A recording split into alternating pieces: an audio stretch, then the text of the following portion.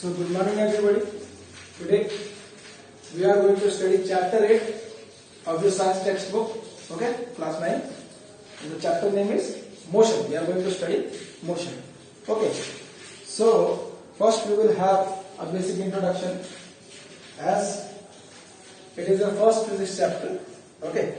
So basically you won't have any much detailed idea about what actually motion is. So you have learned in 7th standard, 8th standard, and here again in 9th standard you have motion. Okay. So normally you know what is motion. When any object is moving, okay, with respect to some frame of reference, है ना, and with the passage of time. जैसे जैसे आपका समय बीतते जाता है, कोई ऑब्जेक्ट पोजीशन चेंज कर रहा है, अपना समय के हिसाब से पोजीशन चेंज कर रहा है. जैसे मैं अभी यहाँ हूँ, मैं अभी यहाँ से यहाँ चला जाता हूँ, तो मैंने अपना पोजीशन चेंज किया, है ना. तो पोजीशन चेंज करना टाइम के साथ में, मतलब टाइम जैसे बढ़ रहा है वैसे पोजीशन अगर ऑब्जेक्ट चेंज कर रहा है, इसका मतलब वो मोशन में है, नहीं तो वो रेस्ट पे. अगर वो एक ही जगह पे रुका है तो रेस्ट पर है. आपने इसका ग्राफ देखे होंगे, नॉर्मली मैंने बनाए, आपको इसको पढ़ाया था.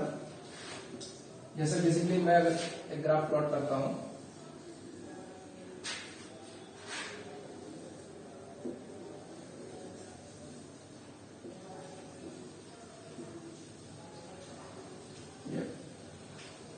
डिस्टेंस ले लो नॉर्मल. आपको पहले किससे पोजीशन टाइम आंसर के नॉर्मली एक्सप्लेन कर दूं मैं, ताकि आपको भी कोई दिक्कत ना हो. डिस्टेंस टाइम ग्राफ ही ले लो नॉर्मली. पोजीशन ही लेते हैं. पोजीशन में आपको ये बता देता हूँ कि पोजीशन अगर चेंज कर रहा है तो मोशन क्या है.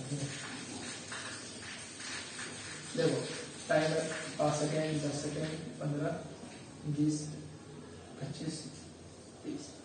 पोजीशन है 2, 5, 10, 12, 20, 23.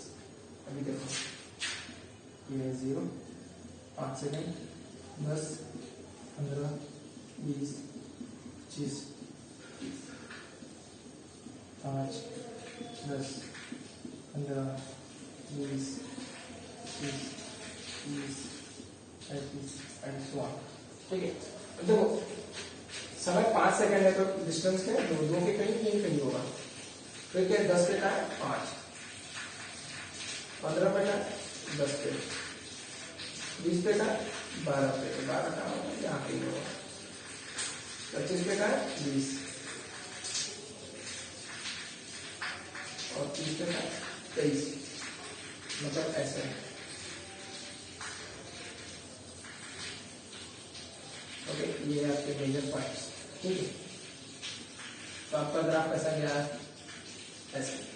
तो आपका ग्राफ ऐसा चल रहा है, इसका मतलब आपको क्या है, ये देखिए नॉर्मल भाषा में क्या है कि जब 0 पे था तो 0 पे था, 5 सेकंड पर वो कहां पे है 2 मीटर. ये पोजीशन क्या मीटर में बाई चांस. ठीक है. अब ये सेकंड. ठीक है. तो जब 5 सेकंड था तो ऑब्जेक्ट 2 मीटर ट्रेवल किया 5 सेकंड में. फिर और 5 सेकंड मतलब 10 सेकंड पे कहा गया 2 से 5 पे गया और 3 मीटर. फिर 15 सेकंड में कहा गया 10 मतलब 5 मीटर ट्रेवल किया.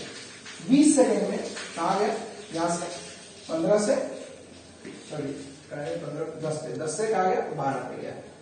25 पे कहा गया 12 से 20 पर गया और 30 सेकंड पर कहा गया 23 सेकंड पर. तो मतलब क्या है, आपका समय के हिसाब से जैसे जैसे टाइम बढ़ रहा है चेंज कर रहा है पोजीशन, मतलब ऑब्जेक्ट मोशन में है. ठीक है. ये हो गया बेसिकली. अब हम देखते हैं दूसरा केस.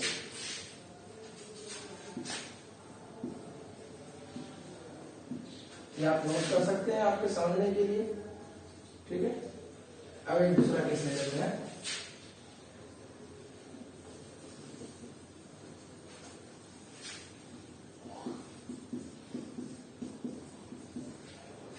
दस मीटर पे 5 सेकंड पे गए, 10 मीटर पे 10 सेकंड पे 10, 15 पे 10, 20 पे 10, 25 पे 10, 30 पे 10.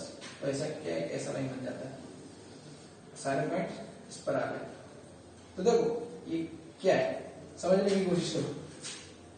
समय बढ़ रहा है, 5 सेकंड पे भी कहा है वो ऑब्जेक्ट 10 मीटर पर है, 10 मीटर पर 10 मीटर पर है, 15 सेकंड पे भी 10 मीटर पे, 20 सेकंड पे भी 10 मीटर, 25 सेकंड पे भी 10 मीटर और 30 सेकंड पे भी 10। मतलब जैसे ये डस्टर है, इसको मैंने यहां रख दिया, समय बढ़ रहा है 1 second, 2 second, 3 second, 4 second, 5 second, समय बढ़ रहा है, पर ये डस्टर यहीं का यही है। इसका मतलब क्या हुआ, आप नॉर्मल बता सकते हैं, ये क्या ये हिल रहा था, नहीं हिल रहा था, इसका मतलब क्या ये रेस्ट पर है। वही चीज यहाँ पर है, जैसे जैसे समय तो बढ़ रहा है, आप एक्सिस पे देखिए, टाइम एक्सिस पे समय बढ़ रहा है, ये जो ग्राफ है इसमें क्या बता रहा है, टाइम बढ़ते जा रहा है, लेकिन पोजीशन इसका चेंज नहीं हो रहा है, पोजीशन एक ही जगह है, इस जगह पर 10 मीटर पर। इसका मतलब क्या, पोजीशन एक ही जगह पर फिक्स है, समय बढ़ रहा है, मतलब वो चीज रेस्ट पर है। ये ऐसी हो गई कि आप कहीं से ट्रेवल करके आए, अपनी गाड़ी को आपने पार्क कर दिया, टाइम बढ़ रहा है और वो जहां पर खड़ी है वहीं की वहीं खड़ी है, इसका मतलब क्या है, ये चीज जो है आपका रेस्ट पर है। ओके, तो ये आपको दो ग्राफ के तौर पर मैंने समझाया कि what actually we mean by motion and at rest, मतलब स्टेशनरी है। अब कंसेप्ट आते हैं, आप अपना टेक्स्ट बुक पढ़ोगे तो उसमें आपको पता चलेगा कि जो चीजें हैं, मोशन का जो मोशन है, मतलब मोशन का जो कंसेप्ट है वो एक्चुअली क्या है, रिलेटिव है। मतलब क्या है कि वो सारा रिलेशन में चलता है। So what you mean by relative is actually, see for an example, if you, एक साइकिल है, इस पर आप बैठे हैं और एक दूसरी साइकिल है, ठीक है, और ये अब ए है और ये बी है और यहाँ एक सी है, वो खड़ा है ऐसे। ये साइकिल पे आप 10 मीटर पे ए जा रहा है और 10 मीटर पे बी जा रहा है, दोनों एक ही डायरेक्शन में जा रहे हैं ऐसे। देखो ये ए है और ये बी है, ठीक है, ये ऐसे सेम चल रहा है, ये ए और बी है, सेम स्पीड से चल रहा है, ठीक है। तो ये ऐसा ही केस हो गया कि जैसे आप ट्रेन में बैठे हैं, ट्रेन में बैठे, ये एग्जाम्पल छोड़ दीजिए, आप ट्रेन का एग्जाम्पल ले लीजिए, ये समझने में थोड़ा दिक्कत आएगा। ट्रेन का, आप ट्रेन में बैठे हैं, आप अपने पेरेंट्स के साथ बैठे हैं ट्रेन में, ठीक है, आपकी ट्रेन चल रही है और एक आदमी बाहर है जो रेलवे स्टेशन पे खड़ा है, ठीक है। अब आपकी ट्रेन चल रही है, पहले क्या था कि ट्रेन रुकी थी तो आपके फादर, आपके मदर, सब जो ट्रेन में बैठे हैं वो भी रेस्ट पर है, और जो बाहर वाला आदमी है वो भी रुका हुआ है तो वो भी रेस्ट पर है, कोई मूव नहीं कर रहा है। अब क्या होता है, अब देखो, अब जो आपकी ट्रेन है वो मूव कर रही है, ट्रेन मूव कर रही है, आपके लिए आपके पेरेंट्स रेस्ट पर है, वो भी बैठे हैं, आप भी बैठे हैं, पर जो बाहर वाला आदमी है वो आपके लिए क्या हो जाएगा, मोशन में आ जाएगा। क्यों, आप अपने आप को अगर रेस्ट पे मान रहे हैं कि आप अगर रेस्ट पर है, तो जो स्टेशन के बाहर वाला बंदा है वो मोशन में है ना। आपके लिए आपके पेरेंट्स रेस्ट पर है, पर अगर आप बाहर वाले बंदे से पूछिएगा जो आदमी स्टेशन पे खड़ा है, उसके लिए आप दोनों मोशन में है, वो रेस्ट पर है। तो जो रेस्ट का कंसेप्ट है ये आता है रिलेटिव है, मतलब क्या, पर्सपेक्टिव के ऊपर डिपेंड करता है आप किसको। ये वही चीज है, आप ट्रेन में, जब आप ट्रेन आपकी चल रही है, अगर बाहर एक पेड़ है तो आप ऐसा कहते हैं, कोई इंसान ऐसा भी कह सकता है पेड़ पीछे चला गया, या कोई ऐसा बोलता है कि हम आगे चले गए, क्योंकि ट्रेन मूव कर रही है। अब ट्रेन मूव कर रही है, अगर आप अपने आप को मोशन में रखते हैं और पेड़ को रेस्ट पे रखते हैं तो पेड़ पीछे नहीं गया, आप आगे गए। अगर आप अपने आप को रेस्ट पर मान करके चलते हैं तो पेड़ आपका पीछे चला गया। तो ये जो कंसेप्ट है ये रिलेटिव है, how you perceive the motion, okay, where you make yourself stand, based on that your concept of motion arises. Okay, तो देखो सबसे पहले हम लोग इसके मोशन इन स्ट्रेट लाइन देखेंगे। तो बेसिकली जो मैंने अभी तक आपको आइडिया दिया है, डेफिनेशन, मतलब जो कंसेप्ट समझाने की कोशिश की है कि मोशन जो है ये, अभी जैसे आप हैं, आप अभी अर्थ में रुके हुए हैं, है ना, अर्थ में हम लोग, अर्थ के अंदर, तो हम लोग कहेंगे कि हम लोग रेस्ट पर है। मैं अगर चेयर पे बैठा हूं तो मैं कहूंगा कि मैं रेस्ट पे हूं, पर एक्चुअली आपको पता है अर्थ हमेशा घूमते रहता है, अपने ऑर्बिट पे रोटेट करता है, और 365 दिन में जब वो ऑर्बिट पे भी रोटेट कर रहा है, वो सन के अराउंड भी रिवॉल्व कर रहा है, मतलब वो कभी भी रेस्ट पर नहीं है, मतलब वो हमेशा मोशन में है। पर हम तो कहते हैं कि मैं तो रेस्ट पर, है ना। तो ये कंसेप्ट है कि आप कहां पर आप सोच रहे हैं, आपका फ्रेम ऑफ रेफरेंस क्या है, आपका परसेप्शन क्या है, किसके रिस्पेक्ट में आप बोल रहे हैं, ठीक है। अगर आप नॉर्मली अपने फ्रेम ऑफ रेफरेंस के लिए बोल रहे हैं तब आप रेस्ट पर है, अगर आप अर्थ के रिस्पेक्ट में बोल रहे हैं तब आप मोशन में है। ओके, सो डिपेंड करता है कि आपका फ्रेम ऑफ रेफरेंस क्या है। फ्रेम ऑफ रेफरेंस से मैं बताता हूं आपको, सिलेबस में है या नहीं पता नहीं। फ्रेम ऑफ रेफरेंस कुछ नहीं होता है, एक कोऑर्डिनेट एक्सिस,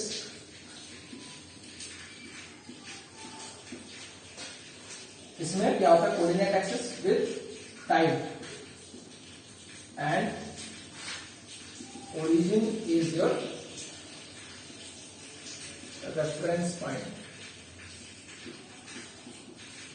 कोई भी आप एक्सिस बनाते हैं, 2 एक्सिस ले लीजिए, तो यहाँ पे जहां पर दोनों एक्सिस मिलता है ये आपका हो गया ओरिजिन। 3 एक्सिस लेंगे तो भी ये ओरिजिन हो गया। तो ये ओरिजिन हो जाता है और इसमें आप क्या करते हैं, क्लॉक लगा देते हैं। आपका कोऑर्डिनेट सिस्टम में जब क्लॉक लगा देते हैं और ओरिजिन आपका रेफरेंस पॉइंट बन जाता है, ठीक है, उसके बेसिस पर आप इसको डिफाइन करते हैं, this is called your frame of reference, ठीक है। रेफरेंस अलग भी हो सकते हैं, कभी आप 2 फ्रेम ऑफ रेफरेंस के साथ स्टडी, 2 रेफरेंस फ्रेम्स में स्टडी करते हैं, कभी 3 रेफरेंस फ्रेम में, तो वो सब हायर स्टडीज का कंसेप्ट है। बेसिकली अभी आपका क्या है कि how you define this all this things. So now we will study motion along a straight line.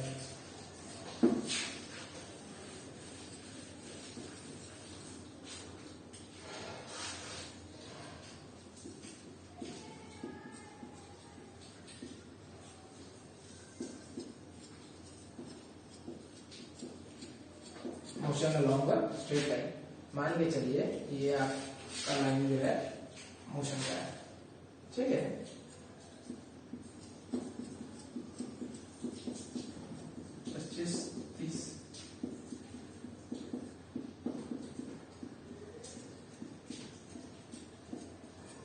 ठीक है, ये जो O है ये आपका हो गया रेफरेंस पॉइंट या ओरिजिन बोल दीजिए नॉर्मली। ये क्या 1 डायमेंशन है। एक एग्जांपल के तौर पे आप समझ सकते हैं, एक धागा ले लीजिए, एक धागा पकड़िए और उस पर अगर आपने चींटी को डाल दिया तो आपकी जो चींटी है वो कहां जा सकती है, यही होता है पॉसिबल बेस 1 डायमेंशन में। वो आपकी चींटी या तो धागे के आगे जा सकती है या तो धागे के पीछे, ऊपर नीचे नहीं जा सकती है। वही धागा आपने ऐसे रख दिया तो क्या वो ऊपर नीचे जा सकती है और ऐसे नहीं जा सकती। तो 1 डायमेंशन जो बोलते हैं ये 1 डायमेंशन एक्सिस है। 1 डायमेंशन में सिर्फ आगे या पीछे जाया जा सकता है, ठीक, बस एक ही डायरेक्शन होता है, या तो इस तरफ या तो इस तरफ, या तो ऊपर या तो नीचे, बस। जैसे आपने धागा को पकड़ा, अगर धागा को आपने वर्टिकल पकड़ा तो ऊपर नीचे जा सकता है, अगर हॉरिजॉन्टली पकड़ा तो आगे, पर एक ही डायरेक्शन में बढ़ सकते हैं वो, या तो इधर या तो इधर, इसके अलावा और कोई ऑप्शन नहीं है। तो ये होता है 1 डायमेंशन। सबसे सिंपल जो मोशन आप पढ़ सकते हैं 1 डायमेंशन पे पढ़ सकते हैं। अब देखिए, मानिए 2 आदमी है, स्टार्ट करता है यहां से ए और बी। ए जो रास्ता चुनता है वो ए जाता है यहां से, ए जाता है यहां से एम पे, फिर आता है एन पे पी, ठीक है, ए जाता है एम, एम से एन, एन से पी। और जो बी है वो जाता है एक्स वाई और फिर आ जाता है यहां पे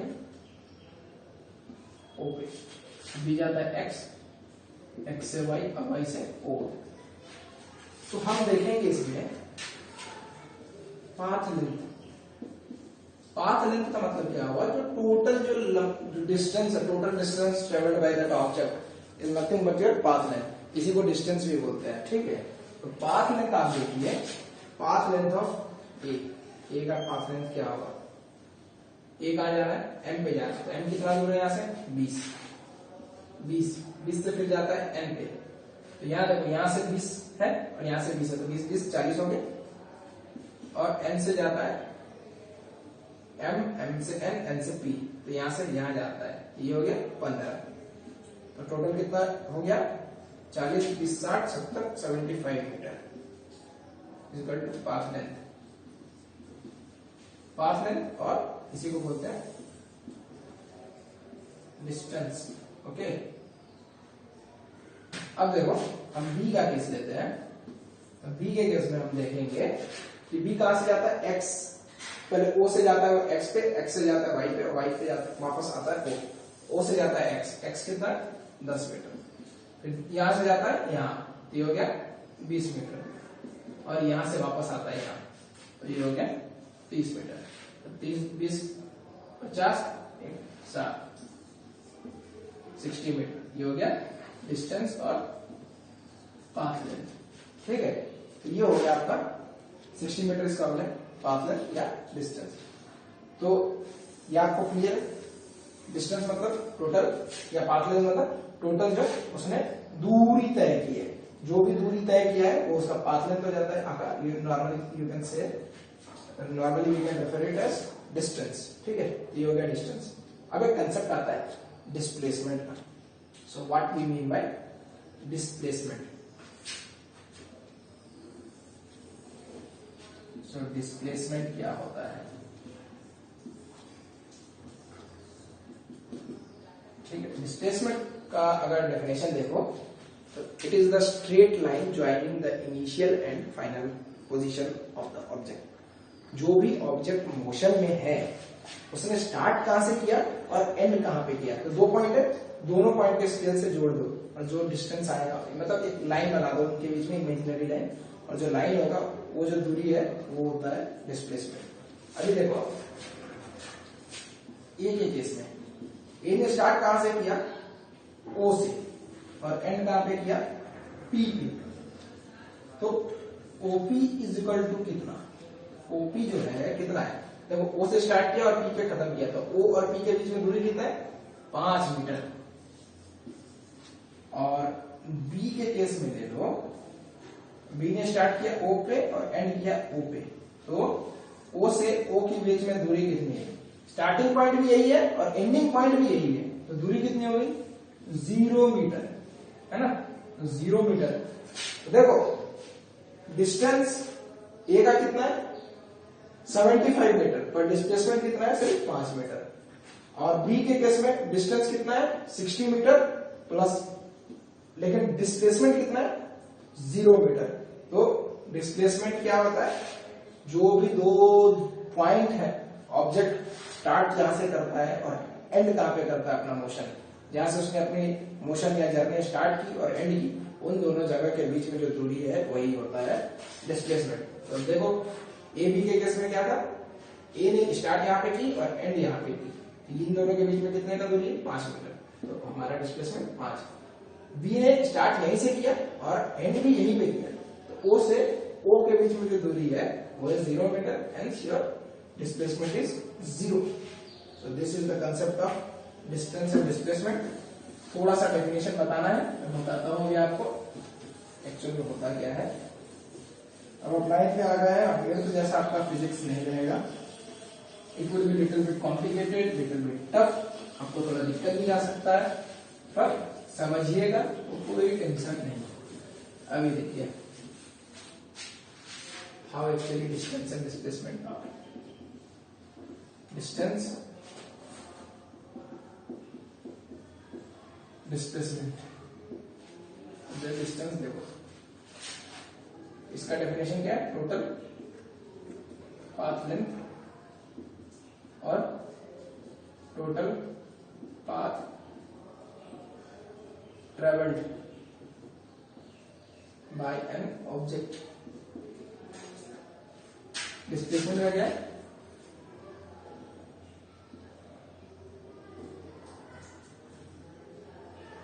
line,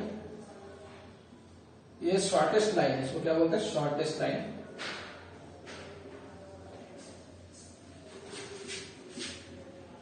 joining the initial and final position of the object. याद रखना डिस्प्लेसमेंट हमेशा एक सबसे छोटी जो लाइन होगी दोनों पॉइंट को जोड़ने की, तो वो हमेशा एक स्ट्रेट लाइन होती है, तो एक स्ट्रेट लाइन खींच दिया जाता है, तो टेढ़ी भी हो सकती है आपके लिए, लेकिन वो हमेशा एक स्ट्रेट लाइन रहेगी, पर्सपेक्टिव अलग होना चाहिए। ठीक है, ये स्केलर क्वांटिटी क्या है, ये SCALAR scalar quantity, it is a vector quantity.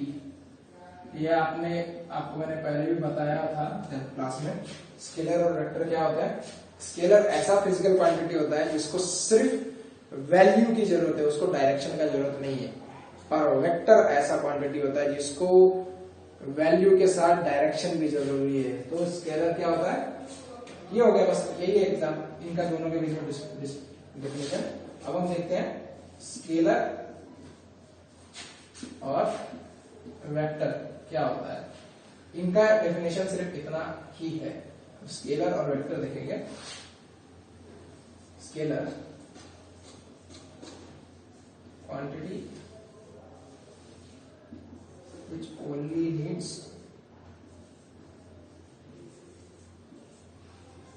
a value to express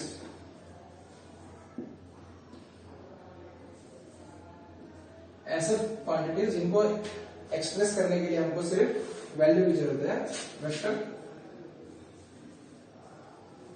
quantity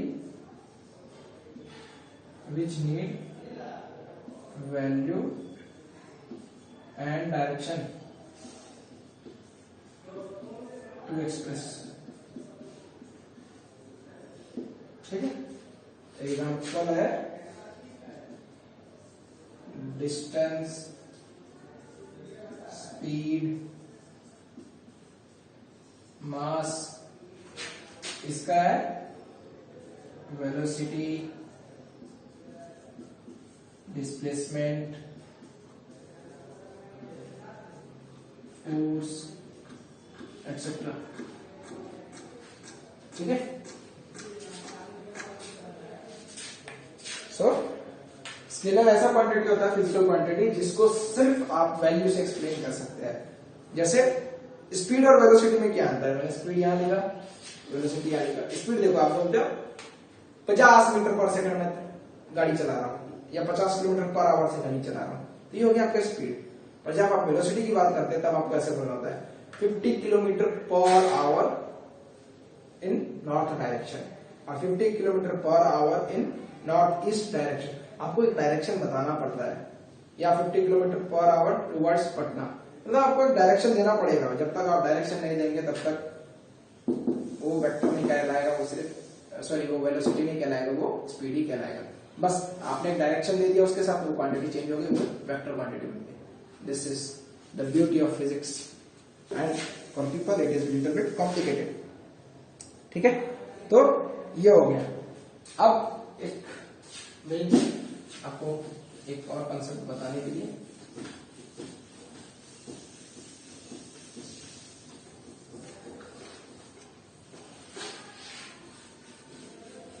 कि क्या डिस्टेंस और डिस्प्लेसमेंट सेम हो सकते हैं या कभी डिस्प्लेसमेंट 0 भी हो सकता है। मैंने अभी आपको दिखाया है ना, मानिए एक सर्कुलर पाथ है, ठीक है, इस पर हम जो मैंने मार्क किया है इसी पर चल सकते हैं, बीच से नहीं जा सकते। ठीक है, ये पॉइंट O जो है यहां से स्टार्ट कर रहा है, ये पॉइंट X है। ठीक है, अब देखो होता क्या है, अगर यहां से कोई आदमी है, उसने यहां से ऐसे स्टार्ट किया और यहां पे आया, तो इसका डिस्टेंस क्या होगा? जो इसका डिस्टेंस है वो जाएगा, देखो सर्कमफ्रेंस का फॉर्मूला क्या है? 2πr, और ये आधा तय किया तो इसे 2πr divided by 2 equal to πr। Okay, this is the distance. और डिस्प्लेसमेंट के बारे में बात करें तो क्या हो जाएगा?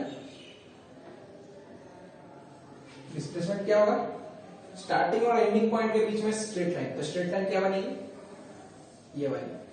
तो ये जो लाइन है OX, ये हो गया displacement is equal to OX, है ना, इज इक्वल टू 2r।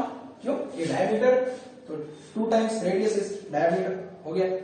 अब देखो, अब मैंने इस ऑब्जेक्ट को यहां से स्टार्ट किया और यहां नहीं रोका, क्या किया मैंने?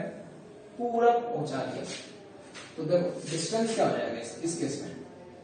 सेकंड केस में ये फर्स्ट केस था, डिस्टेंस हो जाएगा 2πr। क्यों? पूरा घूम के वहां चला गया, तो टोटल पाथ में जो है पूरा सर्कमफ्रेंस है, तो 2πr। पर अगर डिस्प्लेसमेंट की बात करें तो क्या हो जाएगा?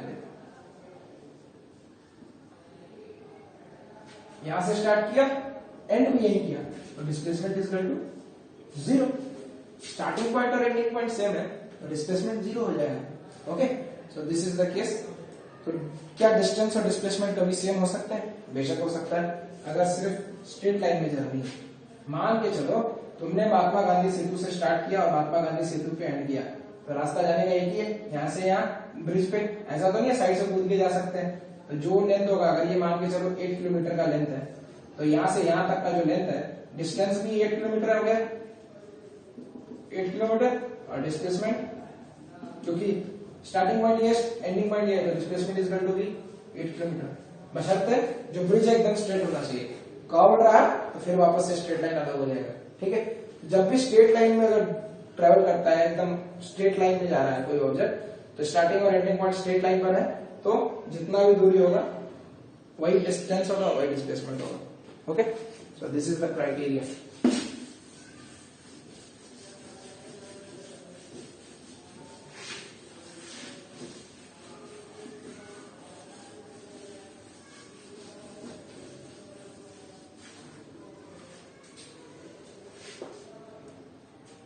So now motion along a straight line is over.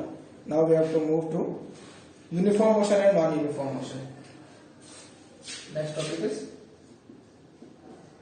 uniform and non-uniform motion. So what we mean by uniform and non-uniform? देखो यूनिफॉर्म मतलब क्या होता है? ऐसा प्रकार का मोशन जो इक्वल इंटरवल ऑफ टाइम में इक्वल डिस्टेंस ट्रेवल करे। मतलब क्या होता है?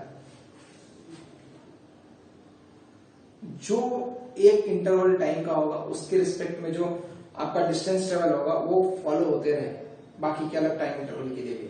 अभी देखो आप कैसे समझोगे। जैसे मैंने बनाया था पहले भी ग्राफ,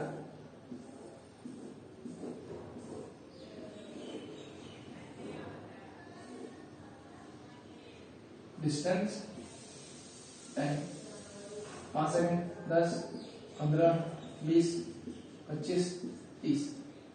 डिस्टेंस है 5, 10, 15, 20, 25, 30। एग्जाम्पल के लिए ये है आपका ग्राफ। ये 5, 10, 15, 20, 25, 30। 5, 10, 15, 20, 25, 30। देखो 5 पे 5 है ऐसे, 10 पे 10 है, 15 पे 15, ठीक है, 20 पे 20, 25 पे 25 और 30 पे 30। देखो लाइन कैसे जाता है।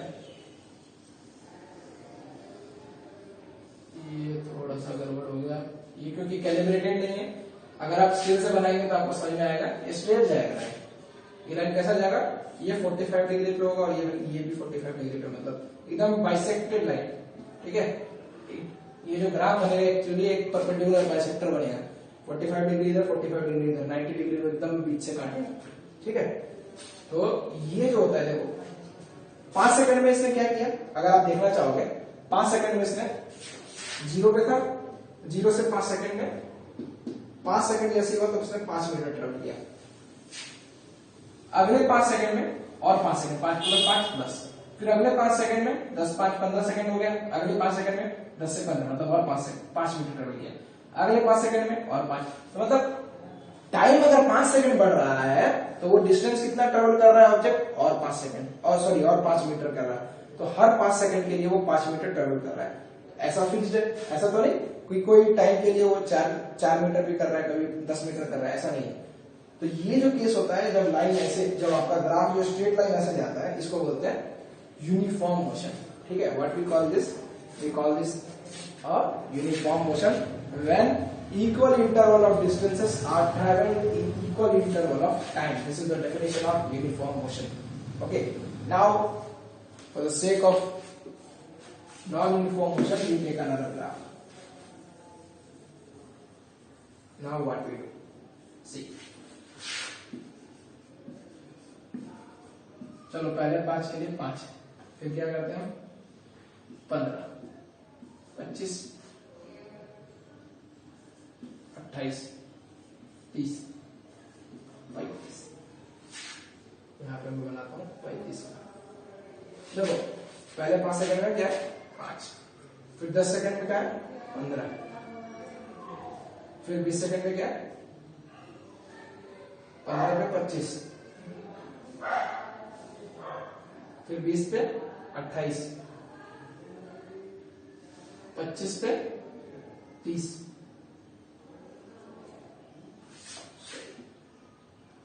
और 30 पे 35। तो देखो लाइन कैसे जाती है, ऐसे ऐसे ऐसे ऐसे ऐसे ऐसे। तो लाइन देखो, ये लाइन अगर ऐसे ऐसे जाती स्ट्रेट तो ये था यूनिफॉर्म मोशन का, जो भी मैंने आपको बताया था। ये लाइन स्ट्रेट जाती तो ये हो जाता यूनिफॉर्म मोशन। और लाइन कैसा गया, ये देखो यहां गया, फिर यहां से ऐसा गया, फिर ऐसा गया, फिर ऐसा गया, फिर ऐसा गया। ये जो कर्व है ये क्या हो रहा है, देखो पहले 5 सेकंड में तो 5 मीटर ट्रेवल किया, फिर नेक्स्ट 5 सेकंड में सीधा इसने 10 मीटर ट्रेवल कर लिया। नेक्स्ट 5 सेकंड में कितना किया 10 मीटर, फिर और नेक्स्ट 5 सेकंड में इसने क्या किया 10 मीटर। तो देखो इन दोनों केस के लिए तो ये नहीं होता। फिर क्या होता है, नेक्स्ट 5 सेकंड में इसने क्या 3 मीटर, फिर नेक्स्ट 5 सेकंड में क्या किया इसने 2 मीटर, और फिर नेक्स्ट 5 सेकंड में इसने क्या किया 5 मीटर। तो देख रहे हो हर 5 सेकंड में पिछले केस में क्या था 5 मीटर ट्रेवल करना था, और इसमें क्या है 5 सेकंड में पहले 5 मीटर, फिर 10 मीटर, फिर 10 मीटर, फिर 3 मीटर, फिर 2 मीटर, फिर 5 मीटर। तो क्या अलग इंटरवल, हर एक फिक्स्ड इंटरवल टाइम का, उसमें ये different interval of distances travel कर रहा है ऑब्जेक्ट। तो इस प्रकार के मोशन को हम क्या कहते हैं, ये जो ग्राफ है ये क्या बता रहा है आपको, नॉन यूनिफॉर्म मोशन। देखो यूनिफॉर्म मोशन का एग्जांपल बताता हूं आपको। आपका जो फैन है, आप जब फैन को चालू करते हो और एक पर्टिकुलर पावर पे रखते हो, तो ऐसा तो नहीं कि वो अलग अलग स्पीड पे घूम रहा होता है। जिस फिक्स स्पीड पे आपने रख दिया उसी स्पीड पे घूमता है, वो होता है यूनिफॉर्म मोशन का एग्जांपल। ठीक है, यूनिफॉर्म मोशन का दूसरा एग्जांपल क्या हो गया, मतलब जैसे मोटर है, मोटर का आपने एक फिक्स स्पीड पे रख दिया, वो आपका घूम रहा है ना। ये सारे आपके होते हैं यूनिफॉर्म मोशन के एग्जांपल्स। अर्थ रोटेट कर रहा है, अर्थ 24 घंटे में एक बार एक्सिस पे रोटेट करता है। ऐसा तो नहीं किसी किसी दिन कि 24 घंटे में 2 बार रोटेट कर रहा है, 2 बार दिन 2 बार रात हो जा रही है ना, ऐसा नहीं होता। तो ये सब जो एग्जांपल्स है आपके क्या यूनिफॉर्म मोशन के। पेंडुलम का एग्जांपल यूनिफॉर्म मोशन का, आपका जो घड़ी में जो ऐसे घूमता है पेंडुलम। तो ये सारे यूनिफॉर्म मोशन है। अब नॉन यूनिफॉर्म का, आप गाड़ी चला रहे हैं, बीच में ट्रैफिक है, कभी आप ज्यादा तेजी चलाते, कभी ब्रेक मारते, कभी बहुत स्लो चलाते, कभी एकदम से तेजी कर देते। तो ये जो एग्जांपल्स है नॉर्मल लाइफ में, आप चल रहे हैं, कहीं ट्रैफिक है चल रहे हैं, कभी आप तेजी से चल रहे हैं, कभी स्लो चल रहे हैं। तो ये सब जो एग्जांपल है आप जो ट्रैफिक में चलते हैं, ये नॉन यूनिफॉर्म का है। रैंडम हैप्पैजार्ड मोशन, ठीक है, हैप्पैजार्ड मोशन बोलते हैं या रैंडम मोशन, ये हो जाता है आपका non uniform motion. So clear है। आपके टेबल 8.1 में भी एग्जांपल दिया है कैसा कैसा जो मोशन है, उसके बेस पर आपको बताया गया है कि how uniform and non uniform motions are defined. Okay, so now we have another topic, measuring the rate of motion. How can we measure how much fast और slow, means we need, question was how fast और slow the object is moving. जैसा कि आप देखते हैं physics का काम क्या है, फिजिक्स का काम है नेचुरल फिनोमेना को एक्सप्लेन करना, नॉर्मल जो डेली लाइफ है उसको सिंप्लीफाई करना। आपके लिए कॉम्प्लिकेशंस हो सकती है, और जब आप सीख जाते हैं तब आपको कॉम्प्लिकेटेड नहीं होते, कॉम्प्लिकेशंस नहीं होते। जैसे कि आप हर दिन फिजिक्स को देखते हैं, सब जगह आपका फिजिक्स है, आंख चल रहा है, आंख से आप देख रहे हैं, कान से सुन रहे हैं, सब चीज को फिजिक्स ही एक्सप्लेन करता है कि how this sound is traveling, how light is propagating in the medium. Yeah, when you are crossing the road, you calculate in your brain how much time that car will take to hit you, and meanwhile you cross the road. उस आगे वाले truck आ रहा है, कोई car आ रहा है, आप दिमाग में कैलकुलेट करते हो, अच्छा अंदाजा लगाते हो, अच्छा 4 सेकंड में वो यहाँ होगा तब मैं रोड क्रॉस कर लूंगा। ये आपका परसेप्शन है। आप फिजिक्स हर समय यूज करते हैं, सब जगह यूज कर रहे हैं। आप मोबाइल, कंप्यूटर, जो भी चीज यूज कर रहे हैं, सब इंटरनेट चला रहे हैं, इन सब चीज में कैलकुलेशंस के लिए बेसिकली फिजिक्स ही आता है, सब रेडियो वेव्स है। ओके, तो वैसे ही जब मोशन को स्टडी कर रहे थे साइंटिस्ट, तो उनके दिमाग में कंसेप्ट क्वेश्चन है, सब चीज क्वेश्चन से ही बनता है। उनके दिमाग में सवाल क्या आया, कोई ऑब्जेक्ट स्लो मूव कर रहा है कि फास्ट मूव कर रहा है, हम उसको कैसे बताएं? कोई ऑब्जेक्ट स्लो मूव कर रहा है कि फास्ट मूव कर रहा है, ये हम कैसे बताएं? तो ये बताने के लिए क्या किया उन लोगों ने, एक फिजिकल क्वांटिटी लाया, उसका नाम था स्पीड। अब बाकी तो आप होशियार हैं, आप समझ गए होंगे। स्पीड से आप क्या बता सकते हैं, जितना ज्यादा स्पीड उतना ज्यादा तेज चल रही है कोई चीज, है ना? ऐसा कोई तो नहीं है जिसको स्पीड के बारे में नहीं पता। आप अगर गाड़ी को 30 किलोमीटर पर आवर से चला रहे हैं तो आपका स्पीड आपको पता है 30 किलोमीटर पर आवर कम है या 80 किलोमीटर पर आवर कम है ना? आपको पता है कि 80 किलोमीटर पर आवर काफी ज्यादा स्पीड है, 30 किलोमीटर स्लो स्पीड है ना? तो स्पीड का कंसेप्ट आपको पता है, तो उस समय साइंटिस्ट ने सोचा और कंसेप्ट लाया। स्पीड को हम कैसे डिफाइन करते हैं, distance divided by time. So,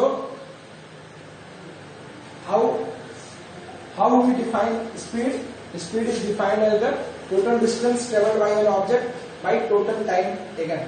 ठीक है, तो इसको बोलते हैं हम स्पीड। किसी को कोई इसमें तो कोई डाउट नहीं होगा, स्पीड के बारे में ये फॉर्मूला है, ठीक है? जैसे फॉर एग्जांपल आप ले लो, ये है हाजीपुर और यह है पटना। मान के चलो 20 किलोमीटर का डिस्टेंस है, ठीक है? 20 किलोमीटर ट्रेवल करने के लिए आपको लगता है 4 आवर टाइम, ठीक है? तो स्पीड निकालना है आपको, तो टोटल डिस्टेंस कितना है 20 किलोमीटर, टोटल टाइम कितना है 4 आवर, ठीक है?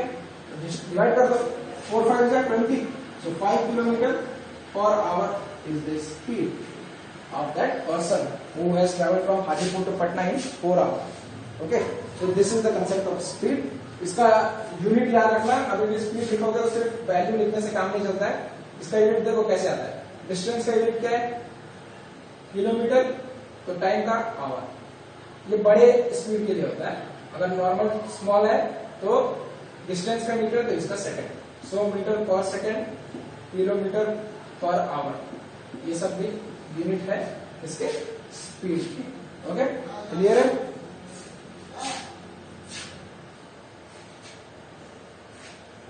और एवरेज स्पीड देखो आपको पेज नंबर 101 पे दिया हुआ है। Average speed is equal to total distance travelled by total time taken. Okay, and what if we have speed with direction? Okay, so now we will move to page number 101, speed with direction. So this is clear.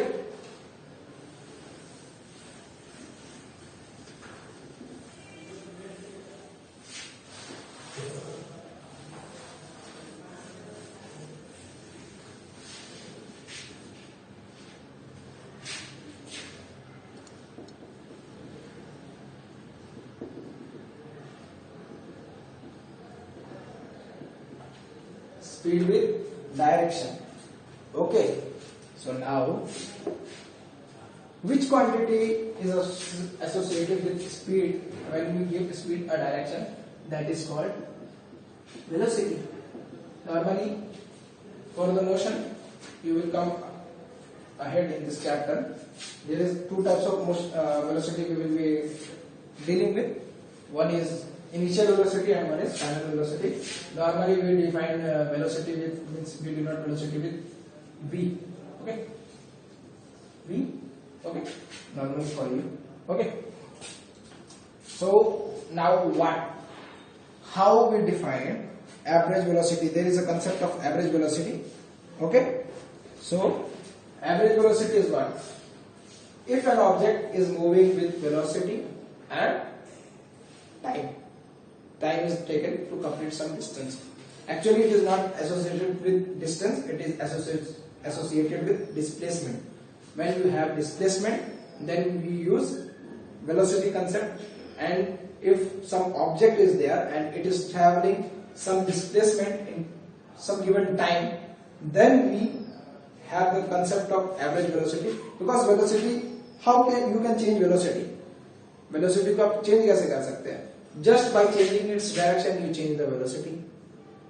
Value fixed है, मान के चलो आप 50 kilometre per hour north में जा रहे हैं तो ये आपकी वेलोसिटी होगी। अगर आप इसको 50 किलोमीटर पर आवर ही बोलते हैं तो ये स्पीड है, स्पीड में आपने डायरेक्शन दे दिया, वो होगी वेलोसिटी।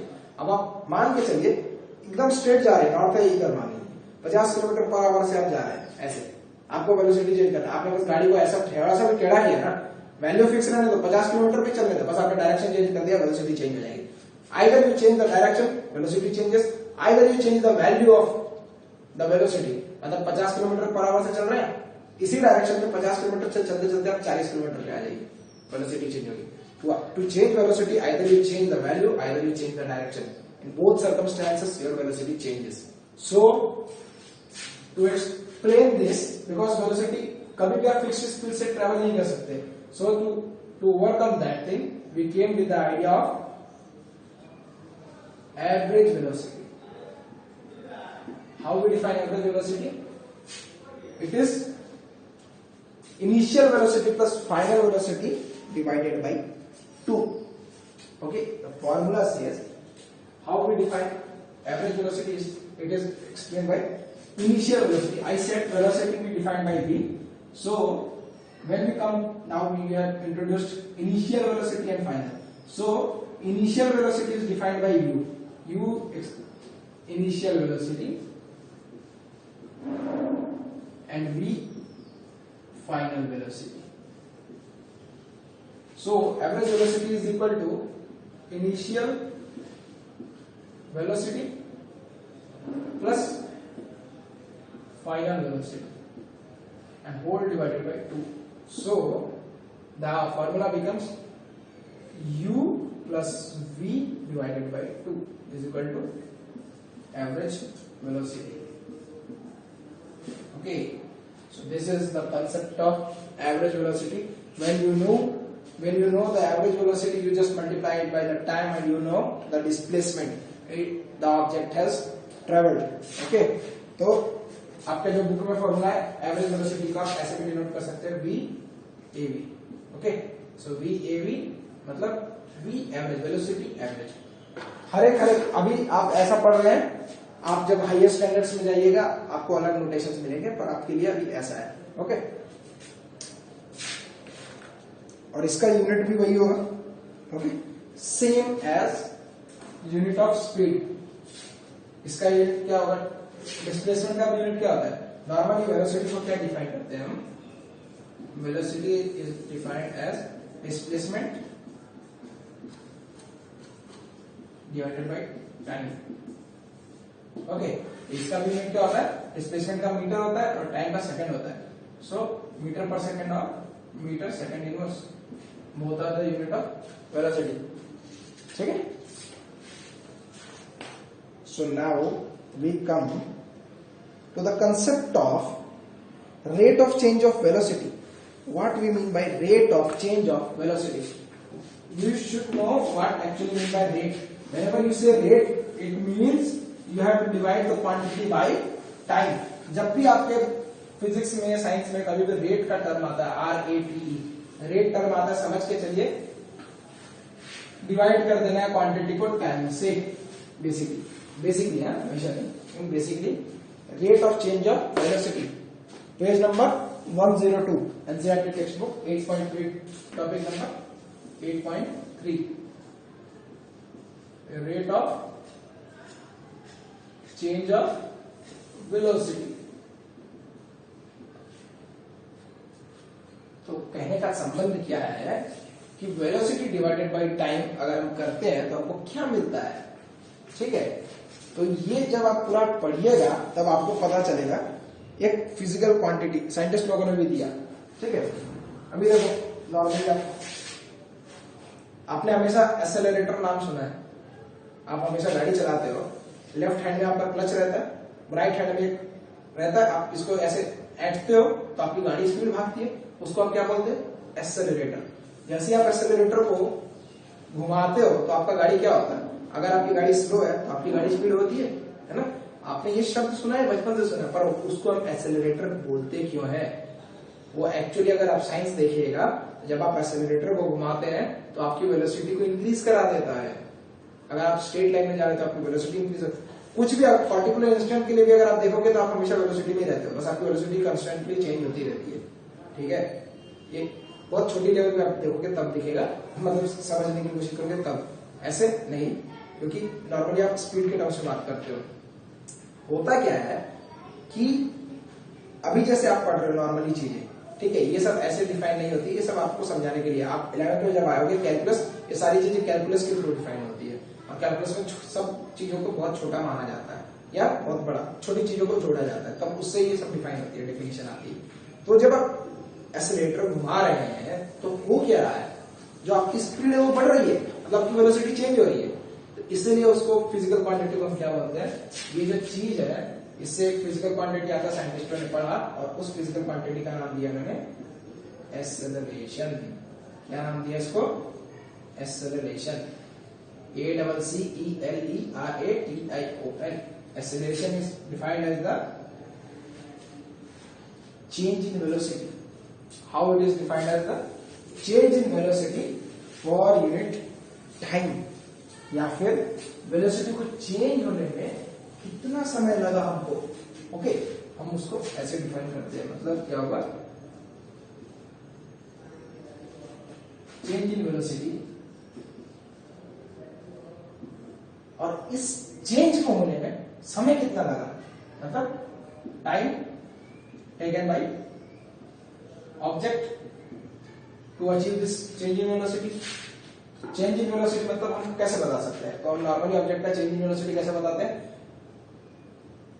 इनिशियल वेलोसिटी और फाइनल वेलोसिटी के टर्म्स में। किसके टर्म्स में, इनिशियल वेलोसिटी और फाइनल वेलोसिटी के टर्म्स में। So how we do this, so acceleration को डिनोट किया जाता है ए से, ठीक है।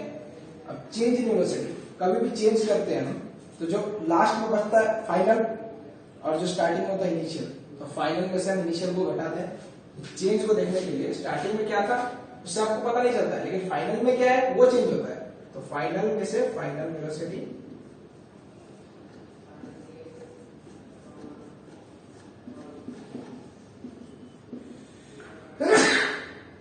Sorry final velocity minus initial velocity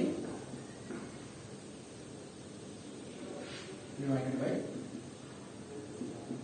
time taken.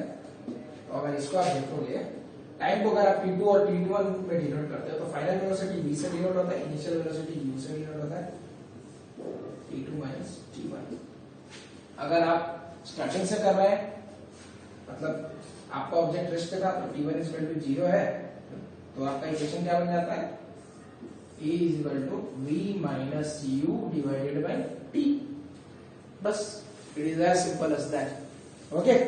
सो आपका फॉर्मूला आ जाता है ऐसा, अगर ऑब्जेक्ट आपका रेस्ट से स्टार्ट किया है मोशन, तो आपका फॉर्मूला आता है a is equal to v minus u by T, and इसको डिफाइन किया जाता है एक्सेलरेशन, कितना वेलोसिटी में चेंज हुआ और उस वेलोसिटी में चेंज आने के लिए समय कितना लगा, दिस इज कॉल्ड एक्सेलरेशन।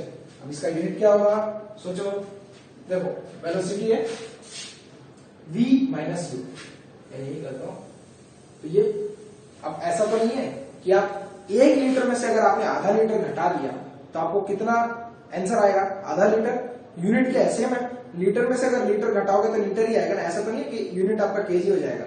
तो वेलोसिटी में से वेलोसिटी माइनस करोगे तो वेलोसिटी का ही यूनिट रहेगा, और वेलोसिटी का यूनिट क्या होता है, मीटर पर सेकेंड, तो मीटर डिवाइडेड बाई सेकेंड, और नीचे क्या है टाइम, टाइम का क्या होता है सेकेंड, तो ये सेकेंड ऊपर जाएगा, ये हो जाता है पूरा metre divided by second into second.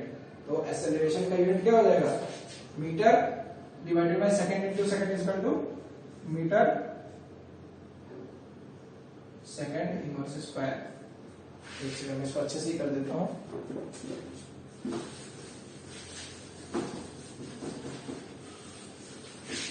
नीचे लिखने में बन नहीं रहा है। Acceleration is equal to v minus u by T is equal to v minus u करोगे तो आपको क्या आएगा, वेलोसिटी आएगा, velocity divided by time. Velocity का यूनिट क्या होगा, मीटर पर सेकेंड, टाइम का यूनिट क्या होगा second, meter divided by second into 1/सेकेंड टू मीटर और सेकेंड स्क्वायर, इसी को बोलते हैं मीटर सेकेंड इनवर्स स्क्वायर। तो एक्सेलरेशन का यूनिट क्या क्या हो गया, मीटर और सेकेंड स्क्वायर 2a, ठीक है, या फिर और मीटर सेकेंड इनवर्स स्क्वायर, ये दोनों एक्सेलरेशन का यूनिट है। Okay, so this is the concept of acceleration and what is mean by rate of change of velocity. आपके पास न्यूमेरिकल्स हैं, आप उसको देखो और आप उसको समझने की कोशिश करो, then only you would be able to understand all this. Okay, so now this acceleration is over.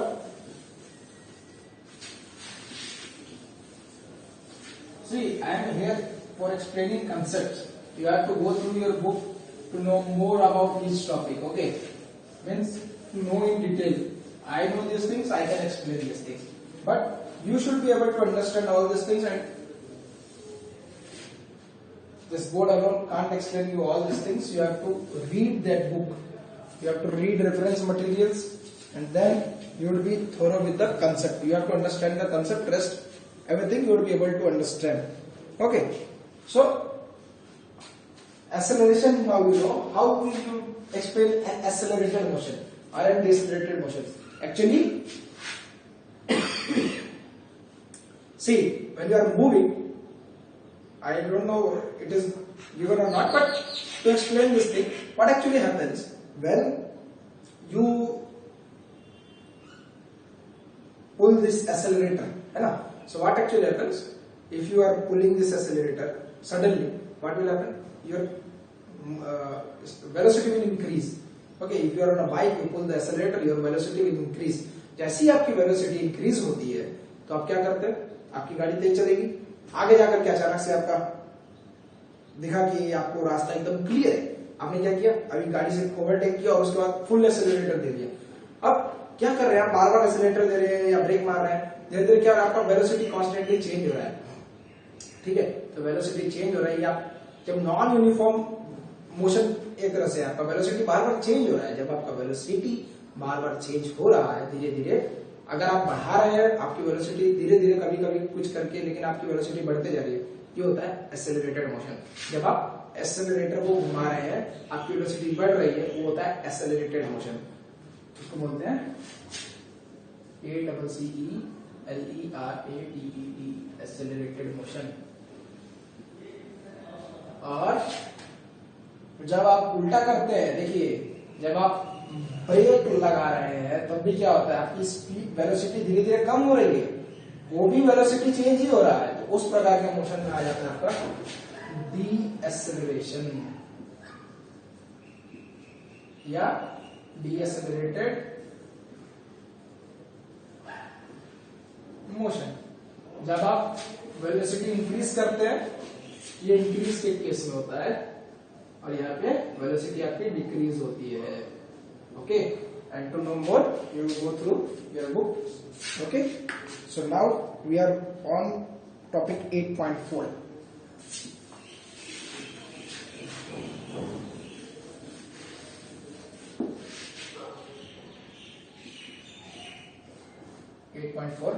Graphical representation of motion.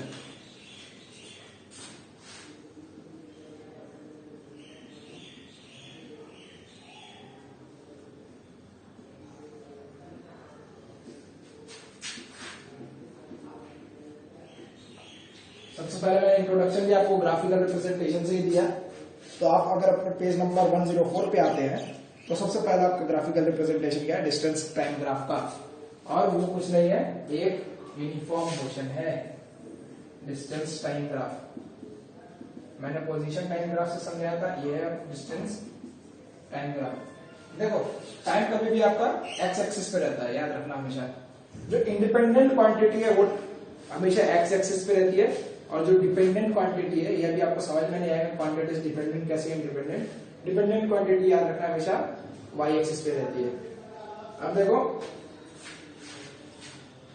अगर आपका इक्वल इंटरवल ऑफ टाइम में इक्वल डिस्टेंस ट्रेवल होता है तो आपका ग्राफ ऐसा बनेगा। मैंने पहले ही बताया था, पूरे पॉइंट्स इस पे रहेंगे इस लाइन पे, और ये है यूनिफॉर्म मोशन का ग्राफ, मतलब डिस्टेंस बाई टाइम क्या मिलता है आपको पता करना है कि ये ग्राफ किस चीज का है, तो आप बस जो y एक्सिस पे है y axis divided by x axis कर दीजिए, डिस्टेंस बाई टाइम कर दीजिए, आपको मिल जाएगा ये है स्पीड। ये जो ग्राफ है किस चीज का है, स्पीड बता रहा है। तो ये गाड़ी जो है यूनिफॉर्म मोशन मतलब यूनिफॉर्म स्पीड का है।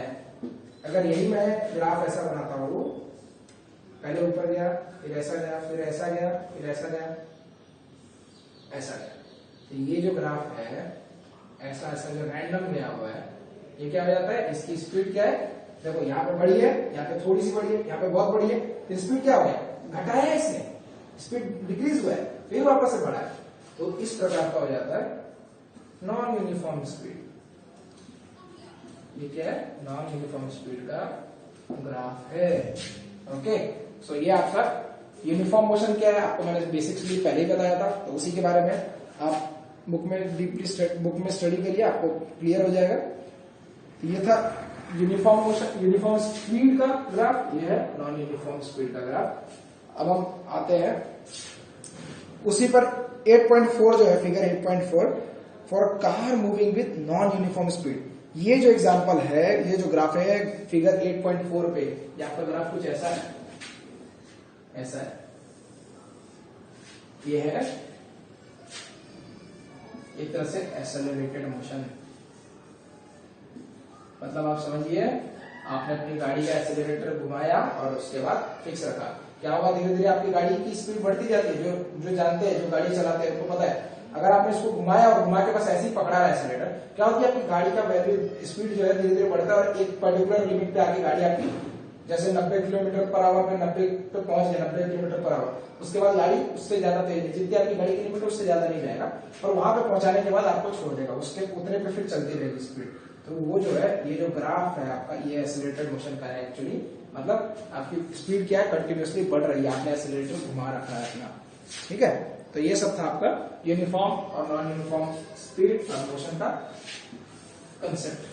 अब हम मेजर पार्ट जो है आपको थोड़ा दिक्कत हो सकता है इसमें, वो है velocity time graph. What we mean by velocity time graph.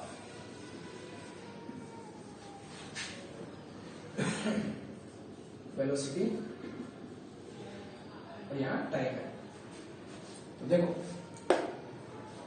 आपने रेस्ट का ग्राफ देखा था, अब मैं अगर यहाँ पे ऐसा कोई ग्राफ देखो, ये मान लो 10 मीटर पर सेकंड के 20 मीटर पर सेकंड 30 40 50 टाइम 5 10 15 20 25, अगर मैंने ऐसे एक ग्राफ बना दिया 30, ये क्या है, वेलोसिटी है, ये डिस्टेंस नहीं है, मतलब अगर मैं स्पीड लिखूं यहाँ पे तो क्या होगा, 30 मीटर पर सेकंड का ये वैल्यू है और इस पर ये फिक्स है। इसका मतलब क्या है, क्या ऑब्जेक्ट मूव कर रहा है कि रेस्ट पर है। ओके, आप ये सोचिएगा कि ऑब्जेक्ट मूव कर रहा है कि रेस्ट पर है। एक्चुअली ऑब्जेक्ट रेस्ट पर नहीं है, क्यों, वो डिस्टेंस था, डिस्टेंस चेंज नहीं हो रहा है, डिस्टेंस फिक्स्ड है। पोजीशन अगर है तो पोजीशन भी चेंज नहीं हो रहा है, वो फिक्स्ड है। यहाँ पे क्या, स्पीड फिक्स्ड है, स्पीड फिक्स्ड है मतलब आप अपनी गाड़ी चला रहे हैं और गाड़ी अपनी 40 किलोमीटर पर आवर पे फिक्स है, अब आप बस एक नॉर्मल उतना पे पकड़ के चल रहे हैं, बस उससे ज्यादा आपको तेज नहीं करना, स्लो नहीं कर रहा, आप उतनी फिक्स रफ्तार पे चल रहे हैं। ये जो ग्राफ बनता है वेलोसिटी टाइम ग्राफ, ये ऐसा बनता है। समय चेंज हो रहा है, आपकी स्पीड क्या है, उतनी की उतनी ही है, 30 मीटर पर सेकंड, मतलब आप मूव तो कर रहे हैं पर कैसे, फिक्स्ड। ये हो गया आपका एक तरह से यूनिफॉर्म वेलोसिटी। क्या होता है, इसको बोलते हैं यूनिफॉर्म वेलोसिटी का जो आपका ग्राफ है कैसा होगा, या फिर यूनिफॉर्म वेलोसिटी से आप मूव कर रहे हैं, है ना। इसका आपका ग्राफ दिया हुआ है फिगर 8.5 जो है आपका, ये वही ग्राफ है जो मैंने अभी प्लॉट किया। इस पे बस आपको 40 वेलोसिटी जो है आपका 40 किलोमीटर पर आवर पे है, मैंने जो है अपना 30 जो रखा हुआ है, ठीक है। अब इन्होंने एक चीज बताया, बाई चांस इन्होंने एक एरिया शेड कर दिया ऐसे, तो ये जो एरिया है ये क्या बताएगा, ये जो एरिया है ये क्या देगा।